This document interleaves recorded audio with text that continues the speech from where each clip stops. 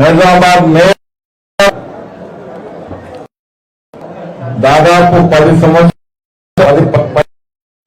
సంవత్సరాల తర్వాత 2005లో మేయర్ అయ్యాము. 5 ఏళ్ళు ఉన్నది కదా, 16 సంవత్సరాలు కాంగ్రెస్ సమావేశం చేసుకున్నాం. నిజామాబాద్ పట్టణ ప్రజలు అదేవిధంగా జిల్లాలో ఉన్నటువంటి ప్రతి ఉండేటువంటి ఓటర్ మహేషులందరూ కూడా కాంగ్రెస్ పార్టీ తరఫున ప్రత్యేకంగా ధన్యవాదాలు. నిజామాబాద్ మమ్మల్ని ఆదరించి గెలిపించినటువంటి పట్టణ ప్రజలకు కూడా నేను అభినందనలు ధన్యవాదాలు తెలియజేస్తా ఉన్నాను. ప్రజలు ఓటర్లు ఎప్పుడు ఏ నిర్ణయం ప్రకటిస్తారో, ఎప్పుడు ఎవరికి అదృష్టం సరైన సమయంలో సరైన రీతిలో స్పందిస్తారు. ఇక్కడ ఒక చిన్న స్థాయి నుంచి వచ్చినటువంటి ఉమారాణి వారి హస్బెండ్ రమేష్ కుమార్ గారు నా కళ్ళు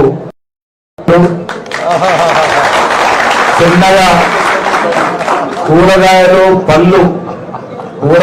పళ్ళు అమ్ముకొని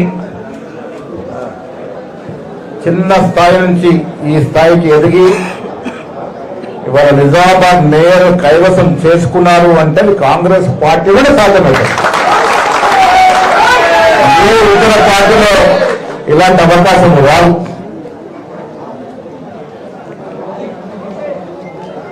ఉత్తమ్ కుమార్ రెడ్డి గారు ఇన్ఛార్జ్ అయినప్పుడు నాతో అన్నారు, ఏంటి కాంగ్రెస్ పరిస్థితి, ఇక్కడంతా కొంత నార్త్ తెలంగాణ ఇబ్బందిగా ఉంటుందేమో అని.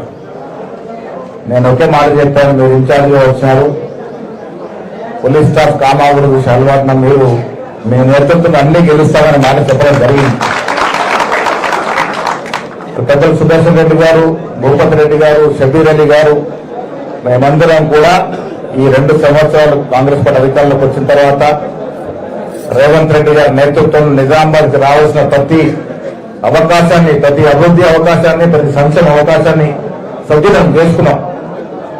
కాంగ్రెస్ పార్టీ నేతృత్వం ఇంకా నిశ్శబ్దంగా ఉండాలన్న ఇంకా మిత్రులు నేతృత్వంలో ఇంజనీరింగ్ కళాశాల, వ్యవసాయ కళాశాల, దాదాపు 600 కోట్ల రూపాయల మేర రోడ్ల నిర్మాణం, నిజామాబాద్ 60 కోట్లు టీఎస్ఐడిసి నిధులు, ఈ రకంగా రకరకాలుగా అభివృద్ధి సంక్షేమాన్ని ఈ 2 ఏళ్లుగా ఇచ్చినాం. కాబట్టి మేము ఎన్నికల సమయంలో కూడా ఇక్కడ చాలా పార్టీలు మతాలని, కులాలని ఆ మధ్య విద్వేషం రెచ్చగొట్టిన సమయంలో నిజామాబాద్ అభివృద్ధి కావాలి, నిజామాబాద్ ఈ రాష్ట్రంలో ఒక గొప్ప నగరంగా మారాలి, అందుకే కాంగ్రెస్ పార్టీకి ఓటేయాలి. ఇలా కాంగ్రెస్ పార్టీ అధికారంలో ఉంది, ఇక్కడ మేయర్ కాంగ్రెస్ వారు గెలిస్తే నిజామాబాద్ అన్ని దశలుగా, అన్ని రంగాల్లో, అన్ని దిక్కులుగా అభివృద్ధి చేసుకున్నామనేటువంటి మాటని ప్రజలు నమ్మి మాకు 10,000 సీట్లు ఇచ్చినారు.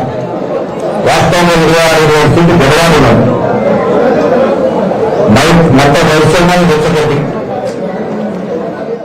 మతాలు కులాల మధ్య విచ్ఛిన్నగా వారిని ఉసిగొల్పి కొంత ఇబ్బంది పెడితే దాదాపు 6 చోట్ల 30 నుంచి 40 ఓట్లతో ఓడిపోయిన సందర్భం, దాదాపు 4 చోట్ల 100 లోపు ఓట్లతో ఓడిపోయిన సందర్భం.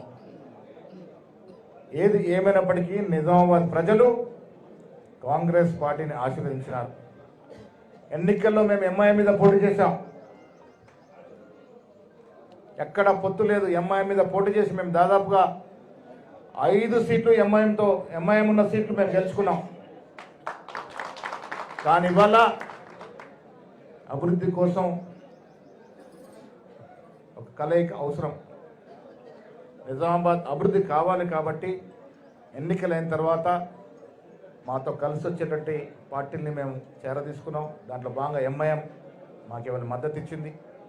టీఆర్ఎస్ నుంచి గెలిచిన ఏకైక సభ్యురాలు కూడా మాకు మద్దతునిచ్చింది.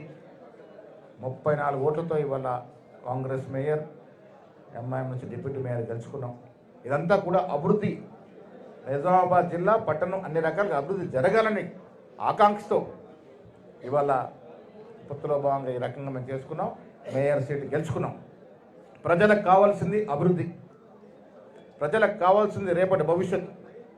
ప్రజలకు కావాల్సిన రేపు వారి పిల్లల భవిష్యత్తు. ఆ దశగా ఆలోచించే పార్టీ కాంగ్రెస్ పార్టీ ఒక్కటే. ఆ దశగా ఆలోచించాం కాబట్టి ఇలా కాంగ్రెస్ మేయర్ ఆధ్వర్యంలో మేము ఈ పట్టణాన్ని అన్ని రకాలుగా అభివృద్ధి చేసుకుంటాం. దీంతో పాటు పెద్దల సుదర్శన్ రెడ్డి గారి యొక్క Bodhan municipality, Armoor municipality, Bheemgal municipality కూడా ఈ జిల్లాలో ఉన్నాయి. వాటిని కూడా క్లీన్గా స్వీప్ చేసుకున్నాం.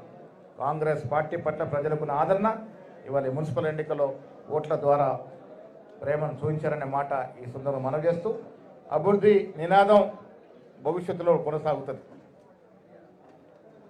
మతాలు దేవులని రాజకీయాల్లోకి లాగి రాజకీయాలు చేసే వ్యక్తులకి నిజాం ప్రజలకు గుణపాఠం చెప్పారు. భవిష్యత్తులో ఇది ఇంకా తీవ్రంగా గుణపాఠం చెబుతారని ఆశిస్తూ